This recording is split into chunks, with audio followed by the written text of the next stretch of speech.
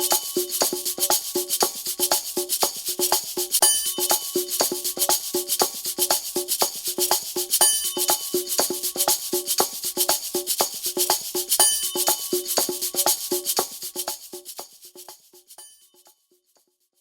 afternoon, everyone. I'm Angela Pan of Counsel of Genova Burns, a law firm specialized in real estate, procurement, business transactions, and labor law. As a global professional myself, mostly working on cross-border transactions, I'm very honored to have this opportunity to introduce our keynote speaker, Ms. Haiyan Wang, the perfect example of a global female leader.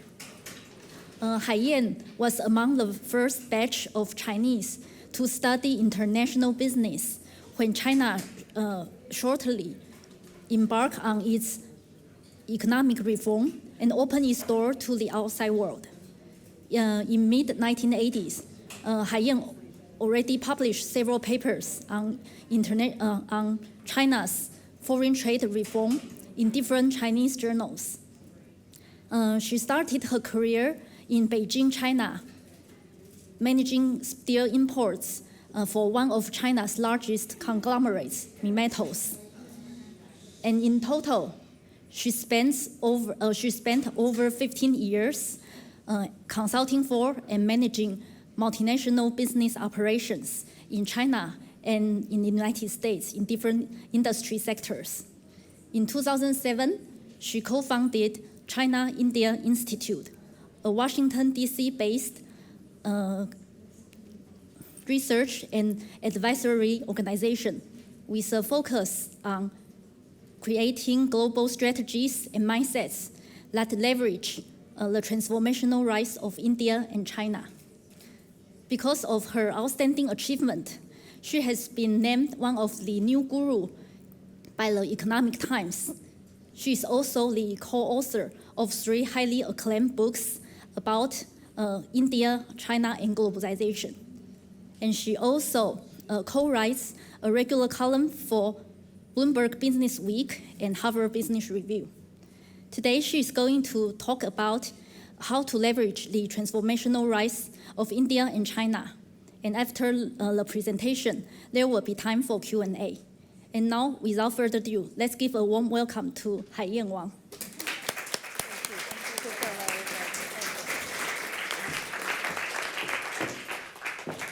Thank you, Angela. Thank you, Tamara, for this must-have. And thank you, Dr. Henderson, for having me here.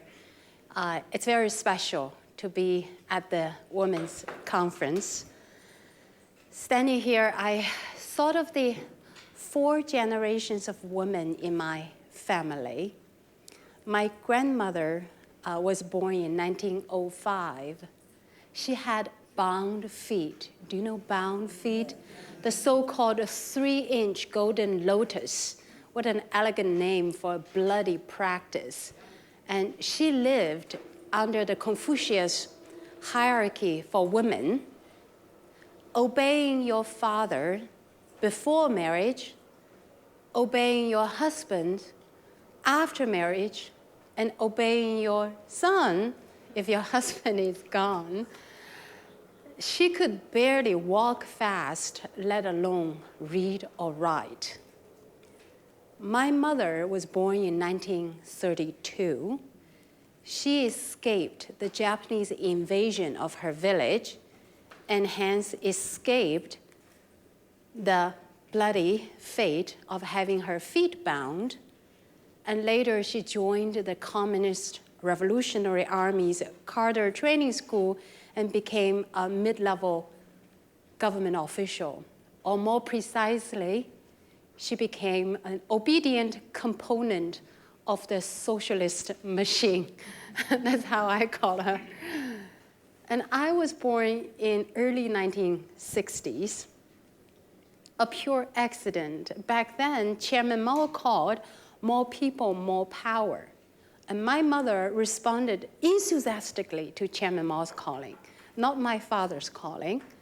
And she gave birth to me. And I was born a disappointment because the imaging machine somehow showed me as a boy. And my parents had wanted a boy to balance off the two elder sisters and one boy. So I thought about Chairman Mao's saying, for more people, more power.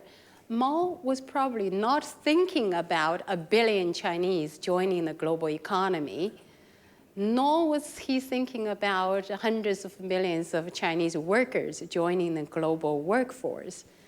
She was probably thinking, were war to break out with the US or the Soviet Union, we Chinese could certainly afford casualties. I didn't have the luck to become a soldier.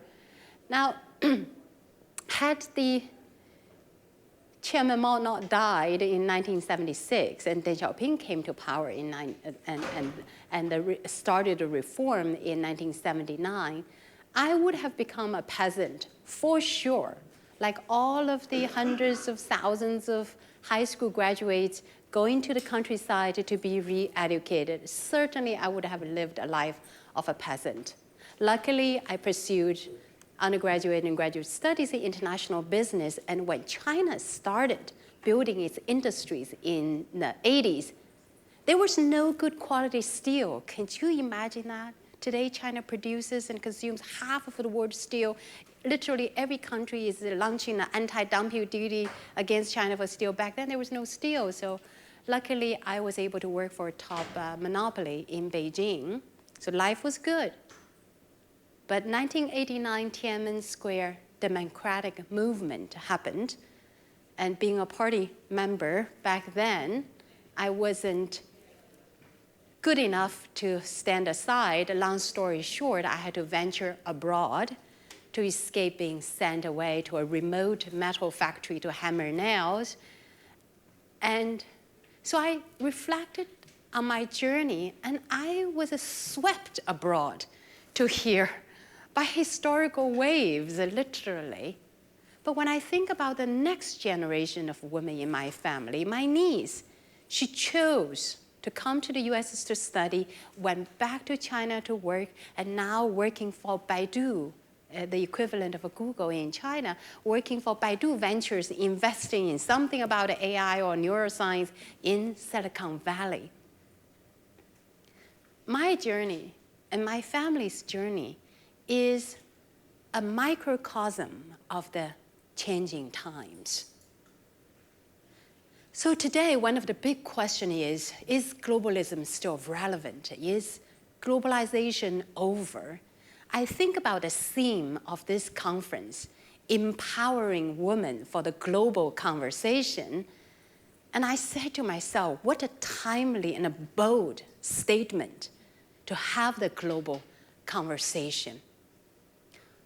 For us women to sit at the table and to lead the conversation, I think we must grasp today's reality and tomorrow's global reality.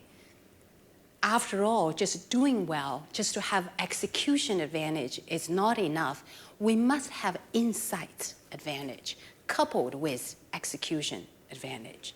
And that insight advantage comes from our cognitive lenses, which determine how far and how wide we scan the horizon. So with that, let me start my presentation. Okay, here. So I used to work in Princeton, New Jersey, and New York City. And whenever the Amtrak passes the Delaware Bridge, I always look at that sign. I actually marveled at the ingenuity and the heritage of this sign. The word Trenton makes, the word takes. It is easy to look backward and lament the passing of the glorious days when here was the center of rubber and steel. But today, gone are the rubber and steel, in are the world leading cutting-edge knowledge-intensive industries. We can manage today from the lenses of yesterday, or we can manage today from the lenses of tomorrow. The word is still out there, and the choice is still here. We can either choose to be connected to the word or retreat from the word. So looking at the global reality, we see over the last 35 years that the global economy has been going downward, right? And if we disaggregate the rich economies from the poor economies, we see very different pictures. Interestingly, in the 1980s, developed and developing economies are growing at about the same rate, 3%. 3%, and hence the global economy growing at that rate. But 1990 onwards, they diverge. Some may think that the demise of the rich economies was because of the global innovation. Actually, no. The forces are not exactly dependent on each other. In the rich economies, we have declining population. We have aging demographics. We have declining investment because the bulk of the infrastructure building after the Second World War was over, and now it was just hardly much maintenance investment.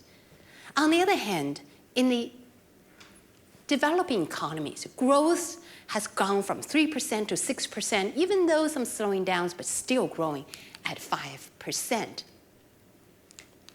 How should I point to make it move faster? Okay, so here's the picture. You see emerging economies are projecting forward. Over the next 5 years, they're still growing at 2 to 3 times the pace of the advanced economies. And emerging Asia continue to serve as the growth engines. And this is not made up data. And these are the economists' data. Here I use the IMF's data, projecting forward till 2022, and the projection was updated April 2017. And some may think that the rise of the emerging markets are like past event.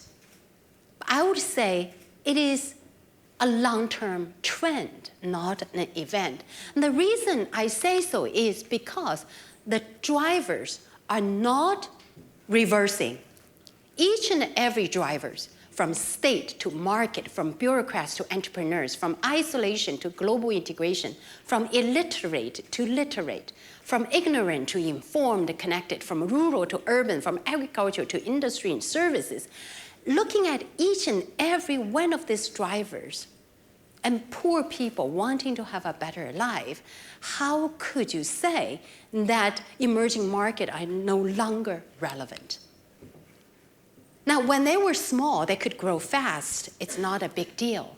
But now they're gathering bulk. And when they gather bulk and continue to grow fast, the impact on the global economy is much, much bigger. I thought about my daughter's 15 years journey, right? When they were born, the global economic share between the rich and the poor economy was 80-20. And 15 years later, now it's 60 and 40. And by the time my daughters graduate from college, it would be half and half, exactly.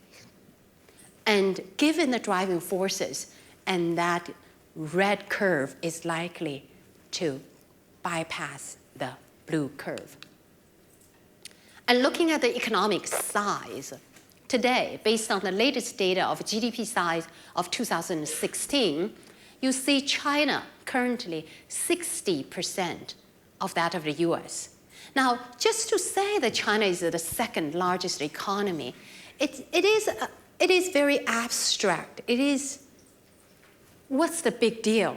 The big deal is that China's economic weight today equals to that of the economic size of Japan, plus Germany, plus UK. The third and fourth and fifth economies in the world, all combined, is the weight of China's economic size. India, last year, 7th largest economy, and by 2022, according to IMF's forecast, India will surpass Germany to become the 4th largest economy. And I illustrate there using the conservative forecast from 2016 to 2022, just that delta change, even with China slowing down, the delta change of added economic output equals to $6.5 trillion. And what does that $6.5 trillion mean? That means another France joined the global economy, plus another UK joined the global economy, plus another Italy joined the global economy. With the rise of China and India, plus ASEAN, Asia's weight will be more than the combined weight of Europe and North America combined by 2025. So a lot of companies look at this pie, and they look at their own revenue pie, and they see the differences. So when you look at this, you understand why pivot to Asia, now it's a political term, but for corporations, pivot to Asia becomes a necessity, not an option. And globalization is robust and well. And every other day I read in a column in top media saying, oh, the globalization is over, it's yesterday's story. But if you analyze data, if you let the facts speak the truth, and yes, merchandise trade globally, the growth has been slowing down, but the weight as percentage of world GDP has been slowly growing.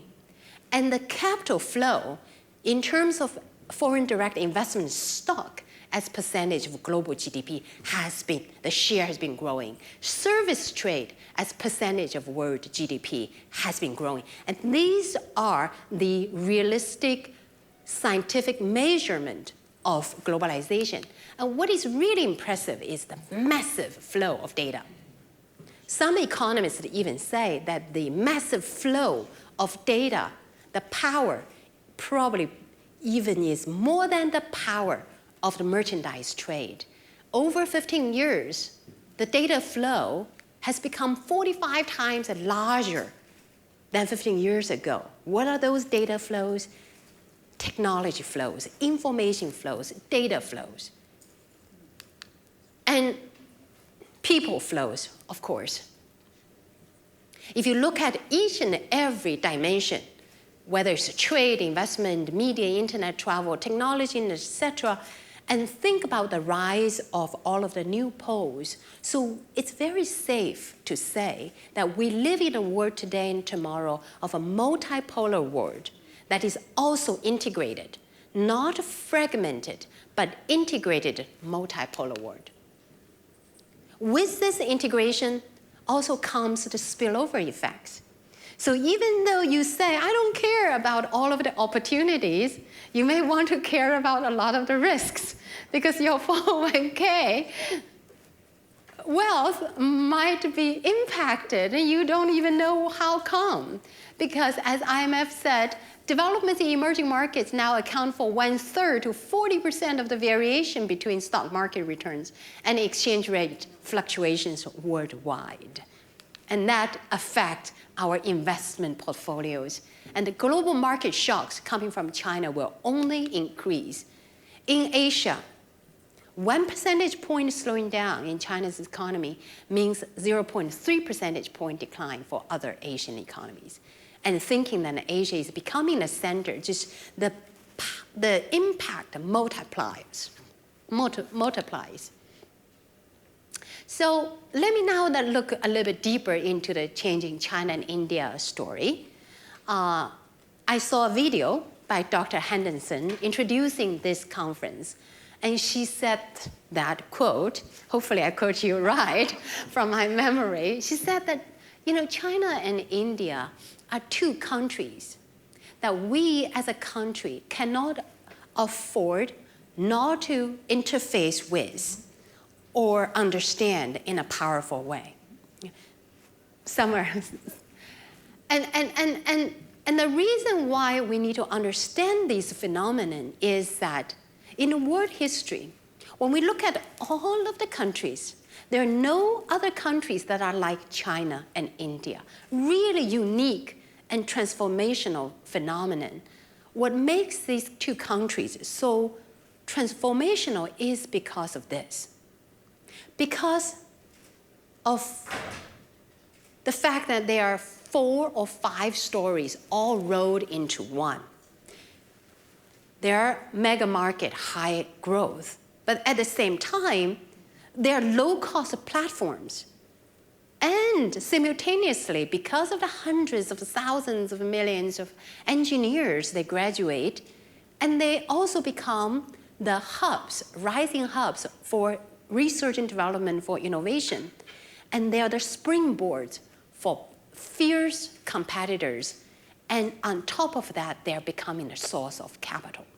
And you think of high growth, small economies, but they're not mega markets. You think of a big economies, but they're not high growth. You think about some economies that are roughly medium sized, but they don't have the hundreds of thousands of research talents. And China, though they create deficit for this country, they ship a lot of products to this country, and they take back loads of US dollars, and those container loads of US dollars then rechanneled back to the US. See how connected the whole economy is. So the 5 forces are all combined, and each dimension is powerful by itself. Each dimension is transformational, and when you combine them, of course, the impact on the global economy is much, much bigger.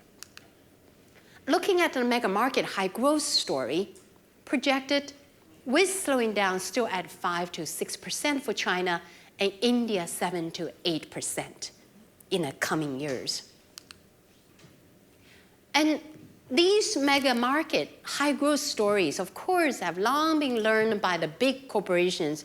I couldn't think of a single multinational companies, including the 19 headquartered here in New Jersey. They've all learned the stories well, but these mega markets can also be open for small, medium-sized companies. Here, all of those brands, in English and in Chinese names on the screen, they're the US brands. For example, that Hergy diapers, on one day, Singles Day, November 11, 11/11, you know how many diapers they sold on one day? 800,000 packs of Hergy's diapers. Because, for the Chinese, anything that touches the babies, whether it's baby formulas, whatever, anything that touches the body or you get into the body, they do not trust China-made product, those upper income class Chinese, and there are hundreds of millions of them. So when Trump became the president on January 10th, shortly after, he met with Jack Ma, and Jack Ma said, think of Alibaba as a virtual mall for 500 million shoppers. So next month, June 20th and 21st, Jack Ma's team is going to invite 2,000 small business owners to Detroit to teach them how to sell on Tmall. And the objective was to, currently there are about 7,000 US small businesses on Tmall. The objective was to take it to over 1 million small businesses, such as small businesses, Washington, the Northwest cherries. 10% of their cherries go to China. From the time they pick the cherries from the tree to land in the homes of Chinese, 48 to 72 hours. 40 airplanes, logistics, biking to deliver a box of cherries to small cities. And Washington State's apples. China is one of their top 5 export markets now, today. And you say apples, which land could not grow apples? But the Chinese land are spoiled by heavy metal. The water is not clean. The air is not clean. So US apples are delicious, great stuff to have. Here in the New Jersey, we look at this, not too big a company like Drytech. They sell flooring adhesives to China. Just last summer, I went back to my parents' home. I walked in, I said, how come it's so smelly? Because my parents renovated the floors and they used the Chinese glues. And those Chinese glues, the chemical smell won't go away for months and months. And of course, the Chinese who could afford apartments in Beijing and Shanghai, which are sky high, pricey and expensive, they want to use American glues. And look at this New Jersey company, Finasor International, one of the top 100 export companies in the US. What do they sell? Animal proteins, animal feeds to emerging markets, China included. As the middle income class rise, their diets change. I don't know if this is from bad to good or from good to worse, but they're consuming more meat, and more meat given the population and density, and they need animal feeds, and US is the primary source. And here also, ports, right? Newark Port. Exports to China account for about 1/4 of the outbound freight, and then the inbound freight, Chinese imports, accounts for about 1/4 of the inbound freight. So very much for the local economy, a port that hires or connected employment of hundreds of thousands in the global economy matters a lot. For tourism, coming to New York or here to visit, and the fastest growing tourists are the Chinese and Indians. Each year, 120 million Chinese travel abroad. Next 5 years, 700 million, and they're the highest spender. Can you imagine? They used to wear white sneakers with business suits, and on each visit, they spend on average $2,000. So 120 million times $2,000, you could imagine. And the Indians are not far behind. Another indication of high growth market, 9.5 kilometers of new tracks are laid each day in India. What does that mean? That means that every 5 weeks, a railroad that lands from Washington, D.C. to New York, or from New York to Boston, were laid every 5 weeks in India. Now think about what railroad does. With railroad comes manufacturing, comes commerce, down the slums and up the new towns and new cities, the flow of people, the flow of a product, the flow of a market, driving growth.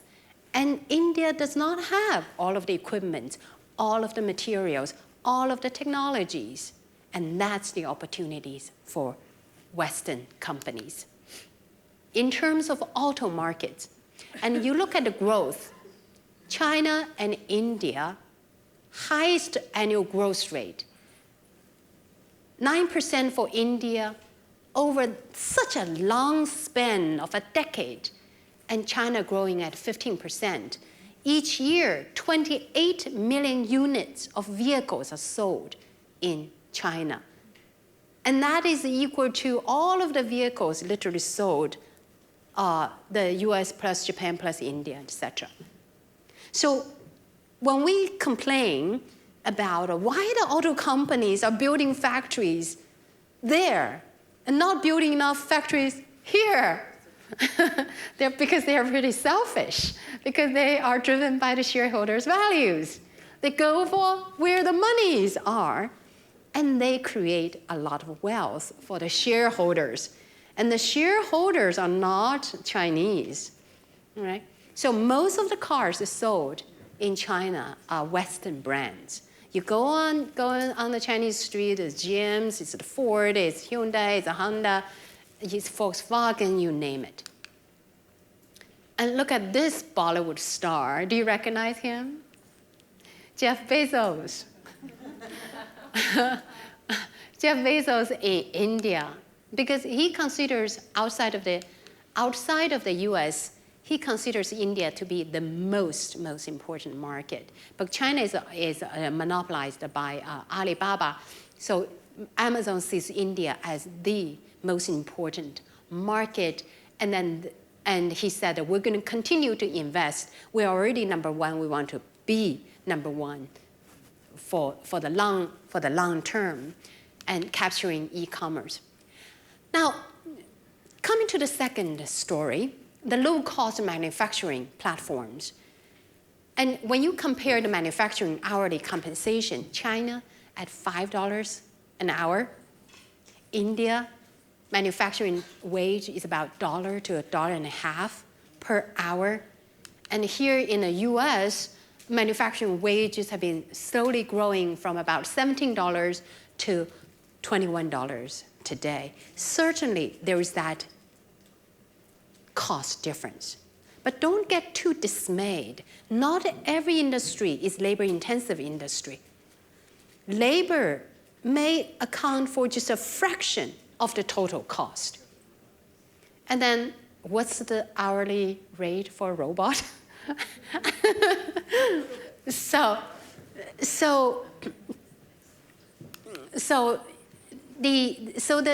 when we say, okay, as a low cost, yes, companies do leverage them. Now Hyundai is making India the global hub for manufacturing. Now they're manufacturing there, one, for the small cars to sell in India, and two, it just makes so much sense to export from India to Africa, to Southeast Asia, right? So yes, they could make it in Detroit, but it's far more sensible to make it in India, sell to those markets right there. And the third story is we see Chinese and Indian companies rising as competitors. And if you use Fortune Global 500's list, back in 1995, only 4 Chinese firms made to the list, and now it's over 100. And India from 1 to 7. Now, Global Fortune 500, they use revenue size to rank the companies. So the Chinese firms are very big, not yet that global as compared to the other Western global companies, but they're getting there. They're getting there, and they're getting there very fast, because when we studied the Korean and Japanese companies going global, we found Japanese and Korean companies mostly going green, going organic. But the Chinese and Indian companies are much more capable and much more willing to engage in mergers and acquisitions, thanks to all of the professionals sitting right here in the US, and a lot of people sitting in that Goldman Sachs tower, a lot of accountants, a lot of lawyers, and they're willing to make a buck, and they're helping them to do mergers and acquisitions. And the fourth story is the hundreds of thousands of millions of scientists and engineers. I use USPTO data for inventions patents, originated from China and India. Annual growth rate, last 15 years, growing at 25% rate versus a single digit for the traditional powerhouses. Of course, the base is very, very small. So in terms of technology power, the US, Europe still squarely occupy that space. China increasingly becoming the source of capital. President Xi, in the Davos meeting in January, he said that we're going to attract 600 billion foreign capitals, direct investment, but China will invest outbound direct investment, 750 billion US dollars. China used to be the #1 recipient of FDI, but 2 years ago, it has become one of the largest exporters of capital. And that certainly has been heard by mayors all around the world. Here is a New York mayor, when he was pitching in a video to investors, he had the video subtitled in Chinese and then broadcasted to the potential Chinese investors. And here's another example of an office building bought by a Chinese firm in 2013. And right here, the Jersey City mayor broke ground last year to supposedly to build, with Chinese money, to build one of the tallest tower, even taller than the Goldman Sachs building, just to make sure that that is not fake news. I went this morning to the 99 Hudson, and I said maybe it was just fake news. It was just a promise, a memorandum, and nothing happened. But actually, I did see something going on there. And that would certainly change the skyline. And these Chinese investors, they're not stupid, truly. If they don't know how to sell those condominiums, they would not have put those money in. I wouldn't be surprised that some of that money was EB-5 programs, and a lot of that rented out to rich Chinese or to companies right across from New York to the center or as head or regional quarters, and et cetera. I won't worry about vacancies. And when I look at a lot of the companies really getting China and India right, I see Honeywell, based right here in New Jersey, as a shining example. They really get it. They really, truly get it. When a lot of companies were complaining about, oh, it's so difficult to do business overseas, China is slowing down, retreating back. Here, and the top executives of Honeywell recently said that China is still the biggest market outside of the United States, is the single largest contributor to Honeywell's growth. We believe this is the place to be now and in the long term for innovation and growth. They are smart. They're smart at positioning themselves as partners. Nobody can stop the Chinese for fulfilling Chinese dreams, just as America wants to fulfill American dreams. The companies position themselves as partners to fulfilling those dreams. It has been a long ambition for China to build its own airplanes and don't rely upon Boeing and Airbus. So look at all of the American flags there. It's the G's, the Parker Hannifins, it's the Honeywells. So outside, the airplanes carry the Chinese flags. Inside, it's all of the European and American key components, from brakes to engines. Over decades, Honeywell has really made their global strategy mature, and they used really short phrases to capture these strategies. Follow the growth. East for East, meaning that we don't just take the existing solutions, we develop solutions. We adapt our solutions to suit the local needs. We have industrial solutions for aerospace, but we can take that solutions because the air products, clean water products are in such hot demand. They take their industrial technologies, convert them into consumer products, and some of the categories were selling at 300% rate in China. And another strategy, E to R, East to Rest. Once they have developed the solutions for emerging market in one place, they could certainly take it to India, to Africa, to the rest of the world. And they don't just see themselves just as American companies. They see themselves as European companies, as Asian companies, as the Chinese companies. And their slogan is, we are becoming the Chinese competitor, just as competitive as local. What Honeywell represents is really the global enterprise of tomorrow. And that global enterprise of tomorrow has the key components. That is that they go for global optimization of market presence, global optimization of capital base, global optimization of value chain, simultaneously pursuing all of these. And a company cannot pursue all of these without the leadership and the people having a global mindset. And so instead of just talking about the nitty-gritty details of how do you get on Alibaba to sell, I want to really talk about the criticality of having that global mindset. The reason why this becomes important is this. We know the world is becoming multipolar, but the new poles are drastically different from old poles. If you're selling from America to Canada, you know how to sell, except that when you are selling to emerging markets, they're so different.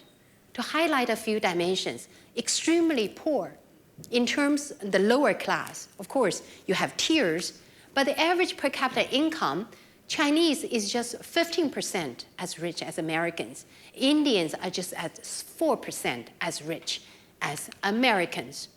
Faster pace. Somebody who is very comfortable at managing a business, growing at a single digit, would have problems dealing with that fast speed because you need agility, you need speed, you need an entrepreneurial spirit to operate there. And fast pace also means that whatever you know yesterday is already obsolete today. You need to keep on updating yourself, keep on learning. It's vast and diverse. You take the map of China, if you take the population size and convert it to countries, here you have Mexico, Canada, UK, and Germany. And if you convert the GDP size from a province to a country, the size of Beijing is the GDP size of, I think, Philippines, and Shanghai is the GDP size of Finland. Guangdong, one province, is the size of Indonesia. Vast and diverse. That gives opportunities at all levels. So market segmentation becomes very critical. And the environment are so drastically different. And when you see this picture, this is actually, believe it or not, 3 lanes. 3 lanes, 12 cars simultaneously. You know, unbelievable. I go to India every year, and I said, you know, all of those traffic signs, all those lanes are just for decorative purposes. You're not supposed to obey them. And, you know, IBM, their traffic management system used to rely upon video cameras for input. But if you put that kind of a system there, you know, you get half a plate of this car, the front of another car, and maybe even the tail of a cow, you know. So, you know, you really, that kind of input is useless unless you really learn to innovate on the ground. And that's what IBM did. The local engineers somehow figured out using mobile phones to capture the sound of traffic. Somehow, the technicalities I don't understand, but IBM developed a low-cost acoustic traffic management system, not just for India, but for all emerging markets. When I speak of the global mindset, I meant 2 things. You must simultaneously have 2 things to truly claim you have a global mindset. One is this in-depth knowledge of the key cultures in the market. But just to have that is not enough. That's isolated dots. And the second dimension is the ability to connect the dots, to integrate, to make sense, and to integrate across diverse cultures and markets.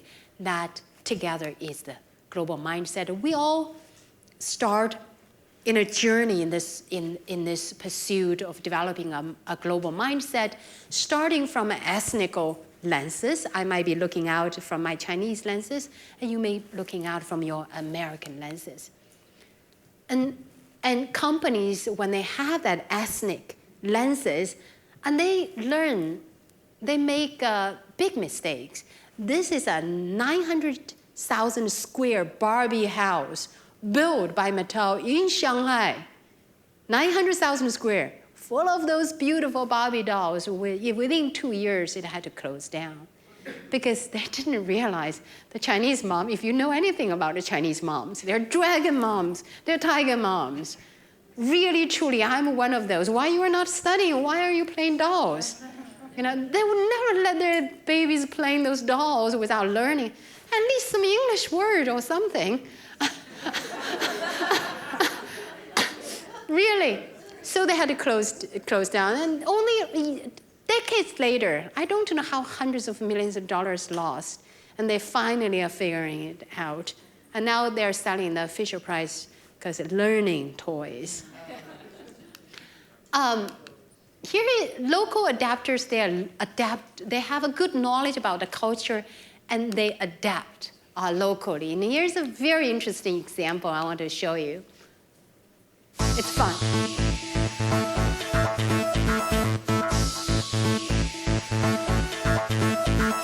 Finnair congratulates India on Republic Day, January 26th.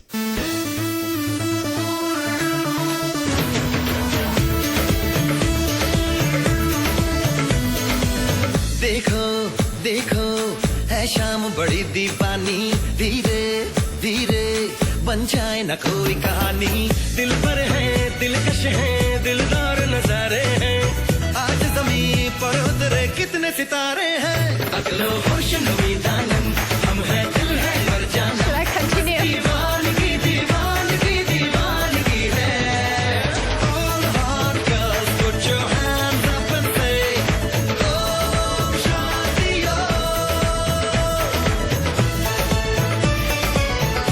You're having fun. It's not cocktail hours. Should I stop? Love it. Okay, let's play.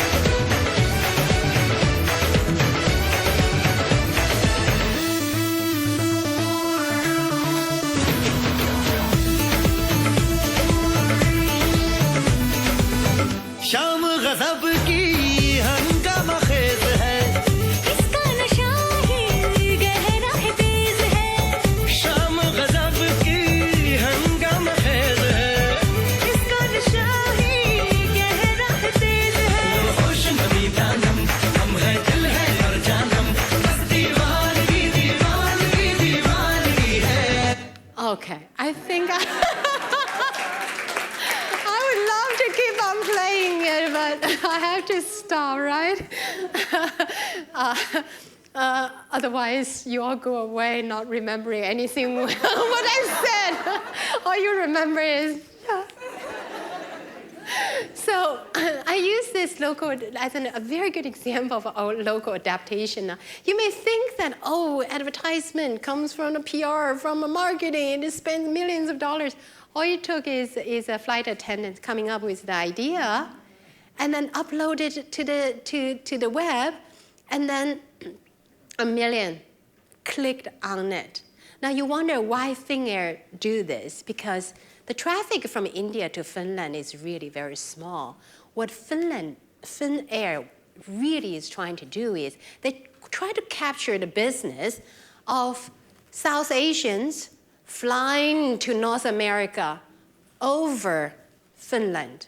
And that is a very good journey. And then after this, and then I think within a few years, their business doubled. Very smart, sharp observations of different cultures, coming up with these creative ideas, and boom, suddenly.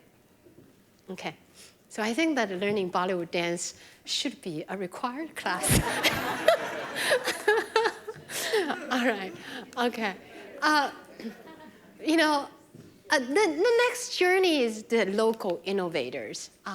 They innovate on the ground. Who would think that Disney is in the business of teaching English?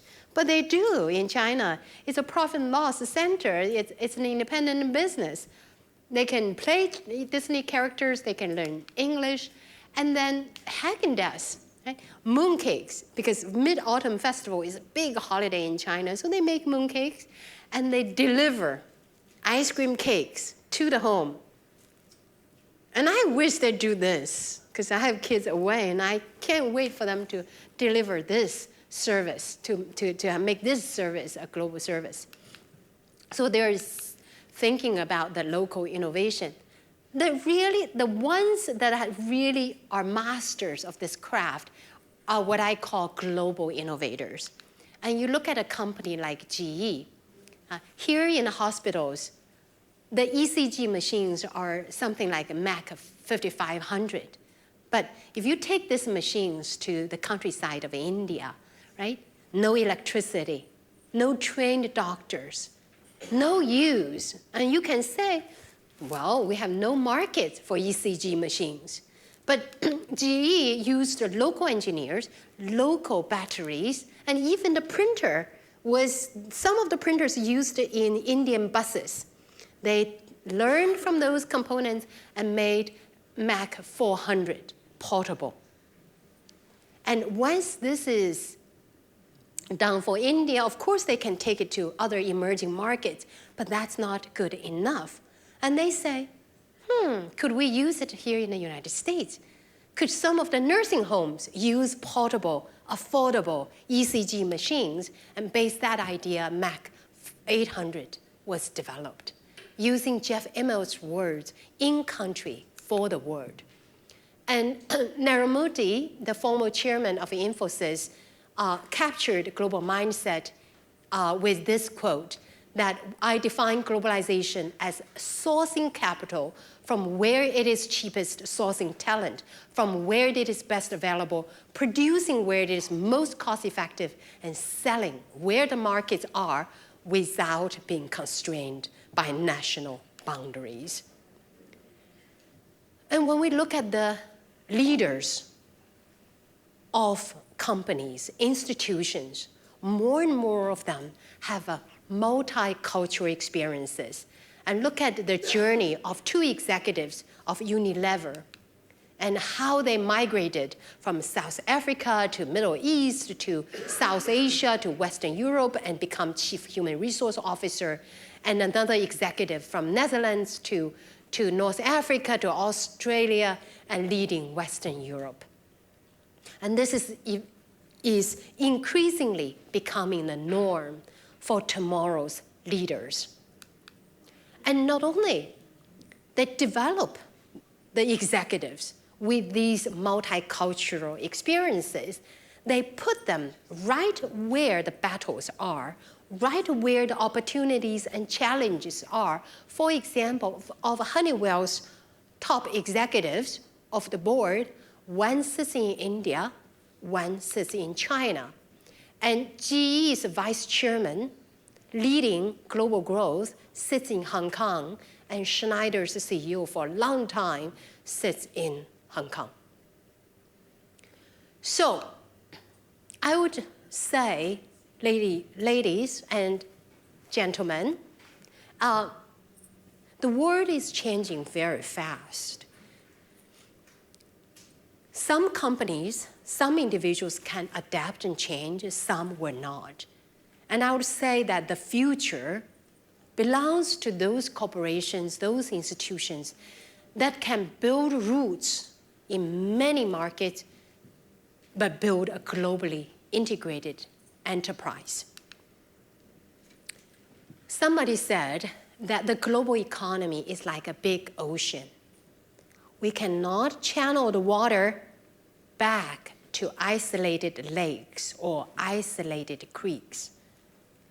And somebody also said that pursuit of protectionism is like locking oneself into a dark room. You may think that you are shielded from wind and rain, but you are also blocking yourself from the fresh air and the sunlight.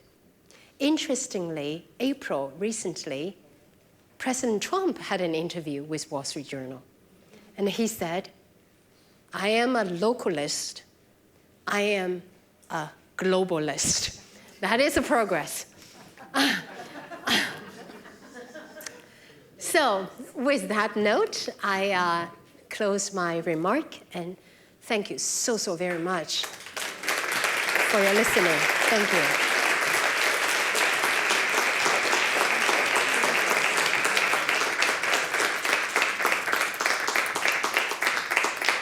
Thank you. Despite Bollywood dance, we're on the dot. So, sure, why not?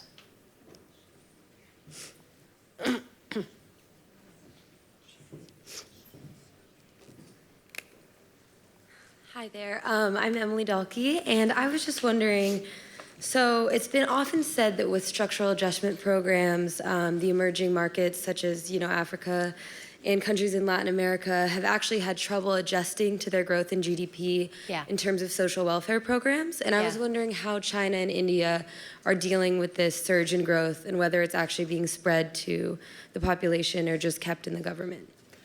Excellent question. Okay, so when you look at Latin America or looking at Africa, those economies that relied upon commodity exports, they actually suffered now because the commodity demand were driven by primarily China's demand, because China imports literally half of the world's commodities in its massive infrastructure building. So now that China is shifting from a commodity-driven, investment-driven, slowly shifting to a more of a consumption-driven society or service-driven society, at least that's the attempt. So suddenly the commodity collapsed. Back when they had all that money from the commodity boom, the mistake was they never learned to smartly invest in cultivating the skills of the people. Have you ever traveled? I remember you all traveled to Brazil, right? When I go to Brazil, and I did a conference there, it was just frustrating. I cannot speak to anyone I saw on the street in English. Now, how do you succeed in a global economy when like 9.9 of the people cannot even speak English, talking about the education? And then now they're trying to find new drivers, and the new drivers has to be productivity growth. And productivity growth has to be based on education.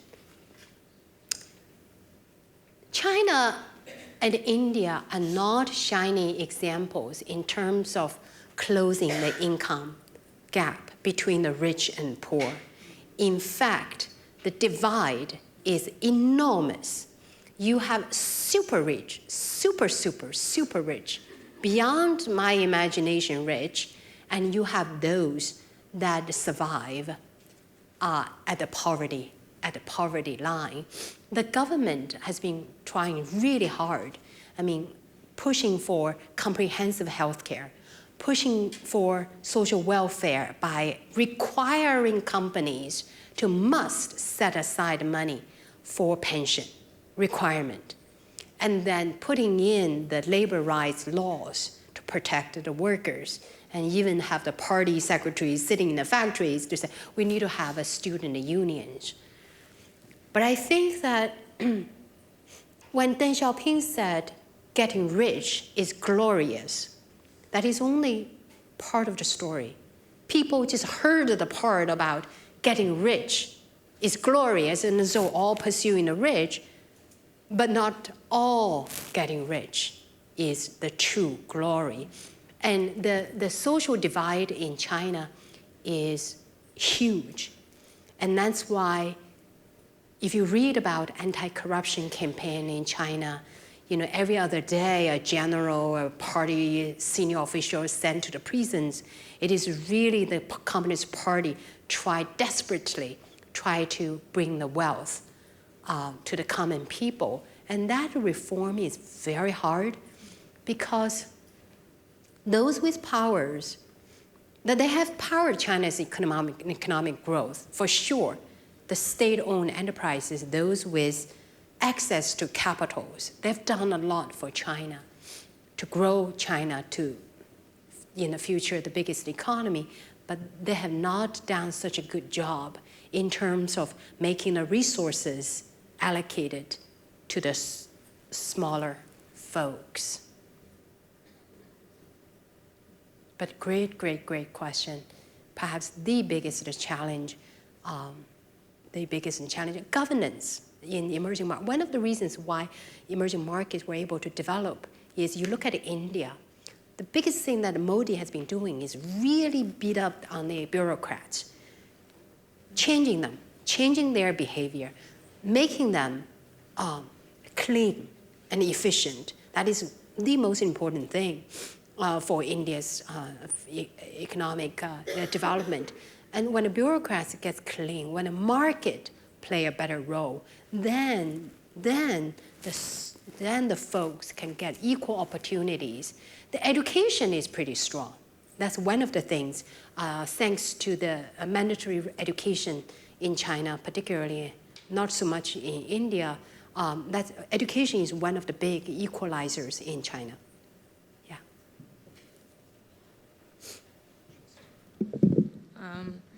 In industries where automation is replacing human capital, what do you think of Warren Buffett's idea that machines be taxed to generate a revenue base and compensate people who've been displaced? I support that.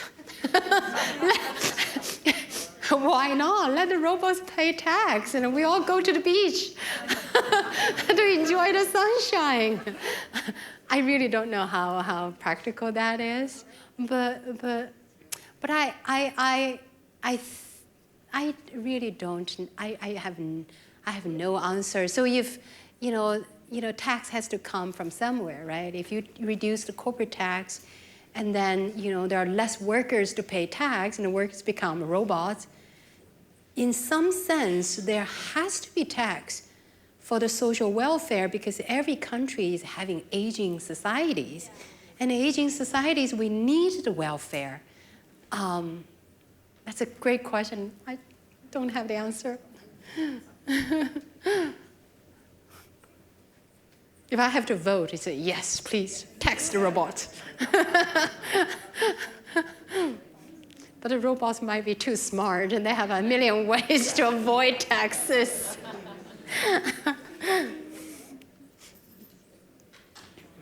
Any other questions?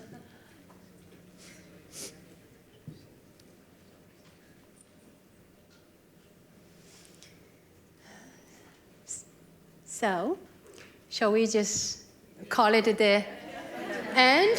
Thank you so very much. Thank you.